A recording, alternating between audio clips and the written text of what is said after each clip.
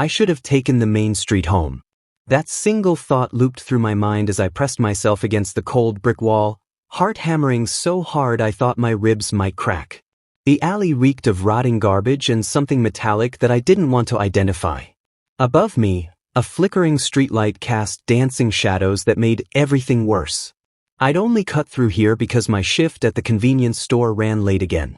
Mr. Park always made the Omegas close alone, said we were less threatening to late-night customers. What he really meant was that we were expendable. Now I was hearing things no one should hear. Please, I have a family, the man's voice cracked with terror. Should have thought about that before you stole from us. A cold, smooth voice answered. The Kang family doesn't forgive debts. My blood turned to ice. Everyone in Seoul knew that name. The Kang family controlled half the city's underworld, maybe more.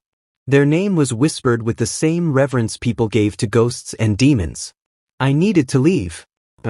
My hand trembled as I tried to step backward, but my shoes scraped against broken glass.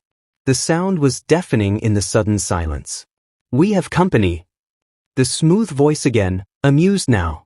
Footsteps approached, confident and unhurried. I ran. My legs pumped desperately as I burst from the alley onto the side street, my bag slapping against my hip. Behind me, shouts erupted. More footsteps, these ones faster. Heavier. Stop running, Omega. We can smell you. The words sent primal fear shooting down my spine. My Omega instincts screamed at me, submit, stop, don't challenge alphas. But my survival instincts screamed louder. I rounded a corner and slammed directly into something solid. Arms caught me before I hit the ground, and a scent overwhelmed everything, dark coffee, rain-soaked cedar, and something uniquely wild that made my Omega whimper in confusion. Not fear. Something else entirely. Easy. The voice was quiet, almost gentle. Completely wrong for this moment. I looked up into the face of my captor and froze. He was beautiful in a dangerous way, sharp jawline, dark eyes that seemed to see straight through me, black hair falling across his forehead. Young, maybe mid-20s. He wore an expensive suit that had no business in this neighborhood, and his grip on my arms was firm but somehow careful. Please, I whispered. I didn't see anything. I swear I'll forget everything. Please just let me go. Something flickered across his face. Surprise? Pain? Jihoon. The smooth voice from before caught up. Two men appeared, both larger and older than my captor. They looked at him with barely concealed contempt. Did you catch the witness? Father will want. No. The man holding me, Jihoon, spoke quietly, but something in his tone made the others stop. No one touches them. The taller of the two men sneered. Don't be stupid. Father's orders are clear about witnesses. Step aside, little brother, and let us handle things like always. Little brother. This was one of them. One of the Kang sons. I said no. Jihoon's grip on me tightened slightly, and suddenly I was behind him, his body a wall between me and the others. They're mine. The words sent a shock through my system. The way he said it wasn't possessive, it was protective. Desperate even. Yours. The other man laughed, the sound ugly. You've never claimed anything in your pathetic life. You think Father will. Tell Father, Jihoon interrupted, his voice steady despite the slight tremor I felt in his hands, that I'm invoking my right. This Omega is my chosen person. My mate. The alley went silent. I couldn't breathe. We just met. This made no sense. The myths about fated pairs, about alphas who knew their true Omega on sight. I'd thought those were just stories, justifications for forced bonds. But the pull I felt toward this stranger, the way his scent made my Omega purr even as my mind screamed danger. You can't be serious, the second man spat. A random Omega from the street? You'd waste your one claiming right on this? Yes. Jihoon didn't hesitate. When he glanced back at me, his eyes held something raw and vulnerable. If they'll have me. This was insane. He was a mobster. Killer. Prophet. I should run, should scream, should fight. But I'd seen the look on his brothers' faces when they spoke to him. Contempt. Dismissal. The same look Mr. Park gave me every day. The same look the world gave Omegas, like we were less than human. And I'd seen something else too. When Jihoon said I was his, when he put himself between me and danger, his hands had been shaking. Not with fear. With hope. Like he'd been waiting his whole life for someone to protect. The witness comes with us either way, the tall brother said, reaching for his jacket. For a weapon. Either as your so-called mate or as a body. Choose quickly. Jihoon's shoulders tensed, and I felt rather than saw the decision crystallize in him. Then they come as my mate. He turned to me fully, and his voice dropped to something meant only for my ears. I know you're afraid. I know you have no reason to trust me. But I swear on my life, I will never let anyone hurt you. Please, come with me. I thought of my tiny apartment, my dead-end job, my lonely existence.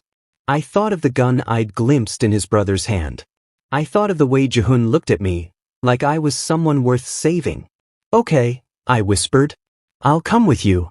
His eyes widened, genuine shock crossing his features. Like he'd expected rejection.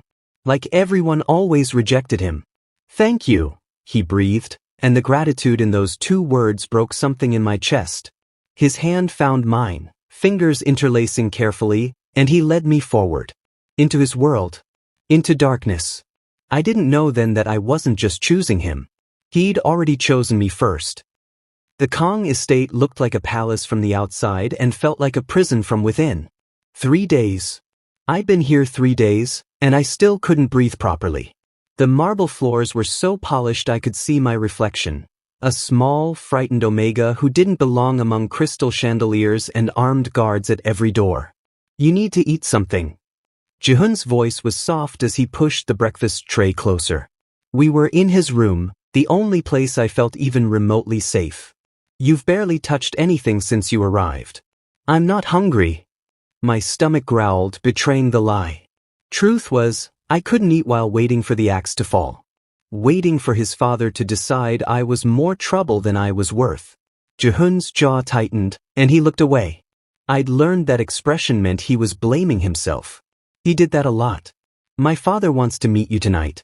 At dinner. My hands started shaking. What if he? I won't let anything happen to you. Jihoon moved closer, his scent wrapping around me like a blanket. My Omega instincts had started responding to him more each day, recognizing him as safe even when my mind screamed danger. I promise. A knock shattered the moment. The door opened without waiting for permission, a power move. Jihoon's oldest brother, Minhyuk, stepped inside with that same contemptuous sneer he always wore. Father wants the Omega presented properly tonight. Can't have them showing up looking like a street rat. He tossed a garment bag onto the bed. Jihoon, you're needed in the East Wing. Business that actually matters. The dismissal was clear. I wasn't invited. More importantly, Jihoon was being separated from me. I'll stay with, Jihoon started. It wasn't a request, little brother. Minhyuk's smile was sharp as a blade. Or are you too attached to your pet to do your job? I watched Jihoon's hands curl into fists. The same hands that had held mine so carefully 3 nights ago. Give me a moment. Minhyuk left, and Jihoon turned to me with anguish in his eyes. I have to go. But Sora will stay outside the door. She's loyal to me, not my brothers. Don't open this door for anyone else. Not even if they say it's an emergency. Jihoon, what's happening? He hesitated, then cupped my face with surprising tenderness. My brothers don't want you here. They think you're a weakness. Just, please be careful. After he left, silence pressed down on me like a weight. I opened the garment bag and found a traditional hanbok inside, beautiful but constrictive. A collar for a pretty pet. I was examining it when I heard voices outside the door. Not Sora's voice. Absolutely pathetic. Father should never have allowed this. The Omega's actually quite lovely. Shame they're wasted on Jihoon. A second voice, smoother. The middle brother, Juno. We should test their loyalty. See if they're really worth protecting. My heart stopped. What did you have in mind? Minhyuk asked. The Kim family sent a messenger today. They know about Jihoon's little claim. They're offering good money for information about our operations. The pause. Information an Omega might overhear while sharing Jihoon's bed. You think they'd betray him? I think Omegas are survival creatures. Present the right opportunity, the right threat, and we'll see how deep their loyalty runs. If they take the bait, we eliminate them and prove to Father that Jihoon's judgment is as worthless as always. They were setting a trap. For me. To destroy Jihoon's credibility. I pressed my hand over my mouth to keep from making a sound. After their footsteps faded, I sank to the floor, mind racing. The dinner. This was all leading to the dinner tonight. Hours later, dressed in the restrictive hanbok, I walked beside Jihoon toward the dining hall. His hand kept brushing mine, reassurance he couldn't quite voice with guards around us. The dining room was enormous, dominated by a table that could seat 30. Only 5 chairs were filled. At the head sat Kang, the patriarch. Even seated, his presence filled the space. His hair was silver, his suit immaculate, and his eyes were the coldest thing I'd ever seen. So this is the Omega. His voice was measured, analytical, studying me like I was a chess piece. Sit. I sat beside Jihoon, hyper-aware of Minhyuk and Juno across from us, their expressions perfectly neutral now. Practiced. The first course was served. No one ate. Tell me, Doyen said, what makes you worthy of my son's protection? It was a trap question. Any answer would be wrong. I don't know if I am worthy, I said quietly. But he chose me anyway. Minhyuk scoffed. Jihoon's always had poor judgment. Remember the Kim incident, Father? When he let that traitor's son escape. I felt Jihoon tense beside me. This was old pain, an old wound they kept reopening. That was mercy, Jihoon said quietly. The boy was 12. Weakness, Doyen corrected. Which is why you're my least valuable asset. He turned to me. Do you know what happens to weak links in this family? Before I could answer, Juno leaned forward with false concern. Father, perhaps we should test the Omega's loyalty before we continue this discussion. I've heard troubling rumors. Here was the What rumors? Doyen demanded. That the Kim family has made contact. Offered money for information. Juno's eyes locked on mine. I wonder if the Omega has received any interesting visitors today. They were going to plant evidence. I realized it with sudden, crystal clarity. They'd set up some false proof that I'd been contacted, that I'd betrayed the family. That's ridiculous, Jihoon said, but his voice lacked his usual certainty. I could feel doubt creeping in. Could feel him wondering if I'd been approached, if I'd kept secrets. Is it? Minhyuk pulled out his phone. We have security footage from outside Jihoon's room. From this afternoon. They'd fabricated something. But what? The phone was passed to Doyen. His expression never changed as he watched whatever false scene they'd created. Then his eyes met mine, and I saw my death in them. Interesting. He set the phone down. The Omega met with a Kim messenger. Took an envelope. That's not true. I stood without thinking, the hanbok restricting my movement. I never left the room. I didn't meet anyone.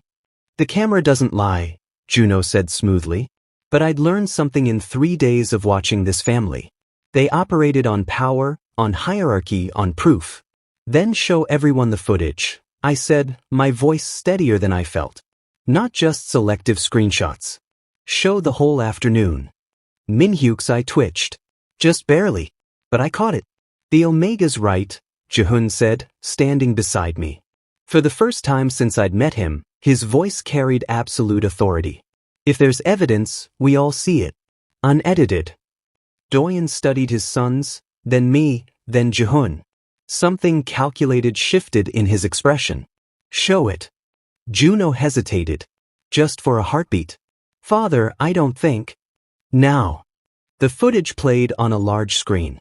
And there I was, never leaving the room. The timestamp matched. No messenger. No envelope. Just me alone and afraid. The silence was deafening. It seems, Doyen said slowly, that someone attempted to deceive me. In my own house. Minhyuk and Juno had gone pale. I'd won. But as Doyen's cold eyes assessed me with new interest, I realized something terrifying. I just made myself valuable. And in this family, valuable things were never allowed to leave. After the dinner incident, everything changed. Doyen didn't punish his older sons publicly, that would show weakness. But I noticed how Min-hyuk avoided eye contact now, how Juno's hands clenched whenever I walked past. I'd humiliated them, exposed their schemes. They wouldn't forget. Neither would I. You're thinking too loud. Jihoon's voice pulled me from my thoughts. We were in his private study, away from prying eyes. He'd been teaching me about the family business. Not the violence, but the structure, the alliances, the delicate web of power that kept everything balanced. I'm thinking about survival, I admitted. Your brothers want me dead. They want me dead too. They have for years. He said it so casually, like discussing the weather. The difference is now I have something worth fighting for. The way he looked at me made my omega purr, a sound I couldn't quite suppress.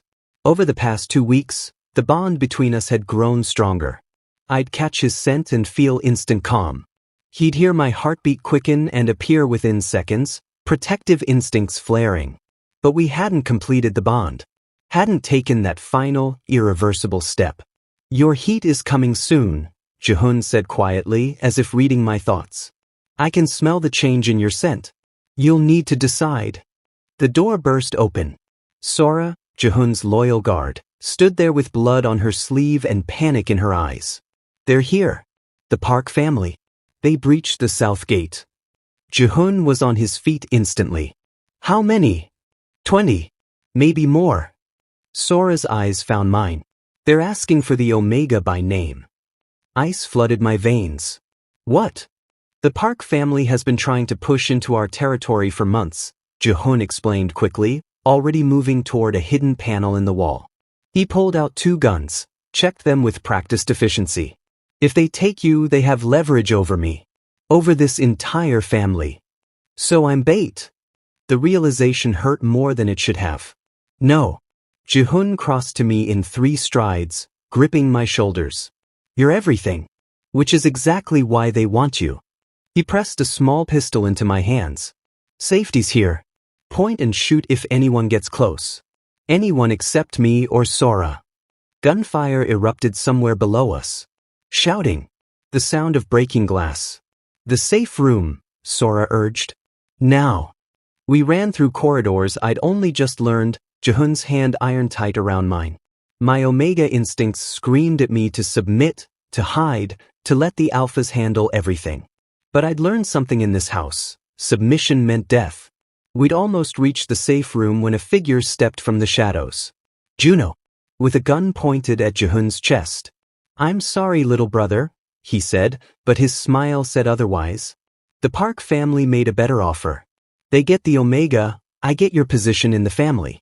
Everyone wins. You sold us out. Jihoon's voice was deadly quiet. You let them breach our defenses. Father will understand. After they find your body, of course. Juno's finger moved toward the trigger. I didn't think. The gun Jihoon gave me was in my hand, and I fired. The sound was deafening in the enclosed space. Juno screamed, his weapon clattering as he grabbed his shoulder. Blood seeped between his fingers. You shot me. He stared at me with genuine shock, like an Omega fighting back was impossible to comprehend. I'll do worse if you move. My hands shook violently, but I kept the gun raised. Jihoon, I can hold him here. I'm not leaving you. Jihoon kicked Juno's gun away, then grabbed his brother by the collar. How many more traitors? Who else sold out the family? Juno laughed, the sound wet and pained. You really don't know? Min-hyuk's been planning this for months. Half the guards are his people. This isn't a breach, it's a coup. The implications hit like a physical blow. This wasn't just about me. They were using the Park family's attack to eliminate Jihoon and seize control from their father. More footsteps, closer now. Sora appeared, breathing hard. 6 hostiles, 1 floor down. The safe rooms compromised, Min-hyuk gave them the codes. We were trapped. There's another way. Jihoon's eyes met mine. The tunnels beneath the estate. They're old, unmapped except in father's private study. But But they run through the Omega quarters, I finished. During my lessons about the house, I'd learned its dark history. The underground rooms where Omegas were kept generations ago, before laws changed. Before they were considered people. It's dangerous. Unstable. Jihoon looked torn. But it's our only option. A grenade exploded somewhere above us. The entire building shuddered. We ran. The entrance to the tunnels was hidden behind a false wall in the kitchens. The passage was narrow, dark, smelling of mold and old fear. Sora went first with a flashlight, then me, then Jihoon guarding our backs. Keep moving, Jihoon urged. Behind us, voices echoed. Our pursuers had found the entrance. The tunnel seemed endless. My lungs burned. My heat symptoms were starting. I could feel the fever building, making everything harder. Not now. Please not now. We emerged in what looked like an abandoned basement. Stone walls, rusted chains still mounted to the floor. The Omega quarters. I tried not to think about what had happened here. This way, Sora said, heading toward light filtering from above. That's when the pain hit. My heat, arriving weeks early, triggered by stress and fear and the proximity to my unbonded mate. I collapsed with a cry I couldn't suppress. Jihoon caught me instantly. No, not yet. Find the exit, I gasped through the pain. Leave me. They want me alive, they won't. I'm not leaving you. His voice broke on the words. I can't. I won't. Footsteps above us. Below us. We were surrounded. There's no way out, Sora said quietly, positioning herself between us and both entrances. I can buy you time. Maybe 10 minutes. Sora, no, Jihoon started. You protected me when no one else would. Sora smiled, sad and resigned. Let me return the favor. Take care of them, Jihoon. Be the alpha you were always meant to be. She disappeared up the stairs, and moments later, gunfire erupted. I was burning up, my Omega crying out for Jihoon, for completion, for the bond that would make this pain stop. But completing it now, in this moment, would leave us both vulnerable. Jihoon, I whispered, pulling his face to mine. If we die here, I need you to know, I would have chosen you anyway. Without the danger, without the fear. I would have chosen you. His eyes glistened. You're not dying. We're not dying. I promise you. He kissed me then, desperate and claiming, and even through the pain, I felt it, the bond snapping into place, ancient and unbreakable. The Omega quarters door exploded inward. Minhyuk stood there, gun raised, smile victorious. How touching, he said. A doomed bond for a doomed pair. Father always said Jihoon's sentimentality would kill him. I just didn't think I'd get to watch. But Jihoon was smiling. Actually smiling. You made one mistake, brother. What's that? You assumed father would choose you. Jihoon pulled out his phone, hitting one button. But I've been recording everything. Every word Juno said. Every betrayal. And I sent it to father 5 minutes ago. Minhyuk's face went white. The people coming down those stairs aren't yours anymore, Jihoon continued, his voice steel. They're his. And father doesn't forgive traitors. Heavy footsteps. Doyen himself appeared, flanked by guards, his expression colder than death. Minhyuk, he said quietly. You've disappointed me for the last time. What happened next was swift and brutal. I turned my face into Jihoon's chest, unable to watch, but I heard it. Heard Minhyuk's pleas turn to screams, turn to silence. When it was over, Doyen stood before us. Looked at his youngest son, now bonded to a street Omega, who just saved the family from internal collapse. It seems, Doyen said slowly, I've been underestimating you, Jihoon. Both of you. His eyes met mine, and for the first time, I didn't see death in them. I saw respect. Perhaps it's time for some changes in this family, he continued. Starting with who inherits contract. The next morning, I woke to sunlight streaming through windows that no longer felt like prison bars. Jihoon was already awake, sitting by the window with his hand resting on my hip, a constant point of contact, reassuring himself I was real and safe. The bond hummed between us, warm and complete. I could feel his emotions now, layered beneath my own. Protectiveness. Relief.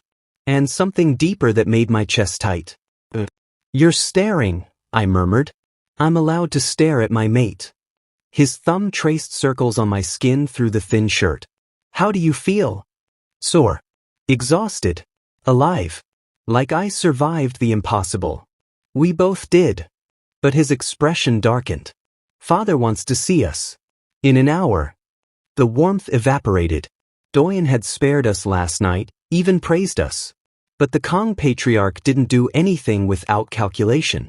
Whatever came next would have a price. We dressed in silence, the bond carrying our shared anxiety. When we entered Doyen's private office, I expected to find him alone. Instead, four people stood around his desk, older men and women I recognized from photographs in Jihoon's study. The family council. The real power behind the Kang Empire. Sit, Doyen commanded. We sat. I felt every eye assessing me, measuring my worth in ways that had nothing to do with my Omega status. Last night's events have forced certain revelations, Doyen began. Minhyuk is dead. Juno is being dealt with. That leaves Jihoon as my only viable heir. The council members shifted. One woman, silver-haired and sharp-eyed, spoke. With respect, Doyen, Jihoon has always been considered unsuitable for leadership. Too soft. Too merciful. I thought so too, Doyen agreed. Until last night, when his supposedly weak judgment saved this family from collapse. He pulled up footage on his screen, the recording Jihoon had sent him, every word of his brother's betrayal captured perfectly. While my strongest sons plotted treason, my weakest son was building loyalty. Tell me, Jihoon, how did you know to record them? Jihoon's hand found mine under the table. I didn't know. Not for certain. But I've spent years watching my brothers, learning their patterns. When they started being nice to me after I claimed my mate, I knew something was wrong. They'd never been kind before. So I prepared. Strategic thinking, another council member noted. Unexpected. There's more, Doyen said. Show them. Jihoon pulled out his own tablet. Files appeared, detailed records of money movements, secret alliances, planned betrayals spanning months. While everyone dismissed me, I had access to places my brothers didn't. The servants trusted me. The lower-level guards confided in me. I've been documenting irregularities for 2 years, waiting for the right moment. I stared at him, understanding dawning. The gentle, overlooked son had been playing a longer game than anyone realized. He's been protecting this family, the silver-haired woman said slowly, while his brothers tried to destroy it. Yes. Doyen's cold eyes fixed on his son with something new. Not warmth, but acknowledgement. Which is why, effective immediately, Jihoon is my heir. He will lead this family when I step down. The room exploded into argument. Too young. Too inexperienced. Bonded to a nobody Omega. Enough. Doyen's voice cut through the chaos. The decision is made. But, his gaze shifted to me. There are conditions. Here it comes, I thought. The Omega stays in this family. Produces heirs.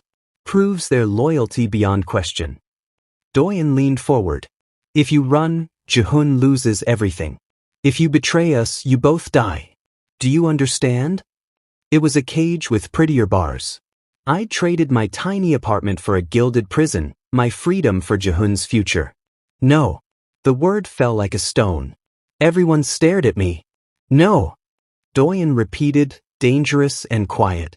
With respect, I said, forcing my voice steady despite my Omega instincts screaming to submit, I won't be another chain around Jihoon's neck. If he leads this family, it should be because he's capable, not because I'm his hostage. I stood, Jihoon's hand tightening in mine. I'll stay because I choose to. I'll help because I want to. But I'm not property. Not anymore. Not ever again. The silence was absolute. Then Doyen did something I'd never seen. He smiled. Actually smiled. There, he said to the council. That's why the Omega stays. Not because they're weak and controllable. Because they're strong enough to challenge even me. He stood, approaching us. You want to be treated as equals? Prove it. I'm giving you both 3 months. Clean up the mess Minhyuk and Juno created. Restore our alliances. Show the other families that the Kang Empire is stronger, not weaker, from last night's purge. And if we fail? Jihoon asked. Then perhaps I was wrong about you both. Doyen's expression hardened. But I don't think I am. Dismissed. We left in a daze. In the hallway, Jihoon pulled me into an empty room and kissed me desperately. You challenged my father. In front of the council. You're insane. I learned from the best. I smiled against his lips. You've been playing the long game for years. I just joined the match. We could still run, he whispered. Take what money I've hidden away and disappear. Start over somewhere his reach doesn't extend. I'd thought about it. Dreamed about it even. A simple life, far from blood and violence. But I'd also seen the files Jihoon kept. The servants he'd protected from his brother's cruelty. The lower-ranking family members he'd shielded. The careful web of loyalty he'd built, one overlooked person at a time. You'd spend your whole life looking over your shoulder, I said, wondering if today was the day your father found you. And all those people who trusted you, who followed you, they'd be left to whoever takes over. Someone probably worse than your brothers. So we stay. Not a question. We stay. We fight. We change things. I cupped his face. You said I was yours. That means you're mine too. And I don't abandon what's mine. His laugh was half sob. How did I get this lucky? You didn't. You chose me. And I chose you back. The 3 months were brutal. We rebuilt alliances, negotiated with rival families, rooted out remaining traitors. I learned to navigate the political landscape, using my supposed weakness as an omega to catch people off guard. They'd underestimate me and I'd outmaneuver them. Jihoon learned to lead openly instead of from the shadows. Together, we were formidable. 6 months later, on a quiet evening in our private quarters, I told him about the life growing inside me. Our child. Proof that broken things could create something beautiful. We're really doing this, he whispered, hands splayed over my still flat stomach. Building a family. A real one. A different kind, I agreed. One where strength doesn't mean cruelty. Where being overlooked doesn't mean being worthless. Through the window, Seoul glittered, a city full of people like we'd been. Discarded. Underestimated. Surviving. We couldn't save everyone. But we could try to change the system from within. Could show that there were different ways to be powerful. I love you, Jihoon said, the words still new enough to feel precious. My unwanted Omega who wanted me back. I love you, I replied. My unwanted Alpha who chose me first. Outside, the world was dark and dangerous. Inside, we'd built something light. And we'd protect it with everything we had. Not because we were trapped, but because we'd finally found home. In each other.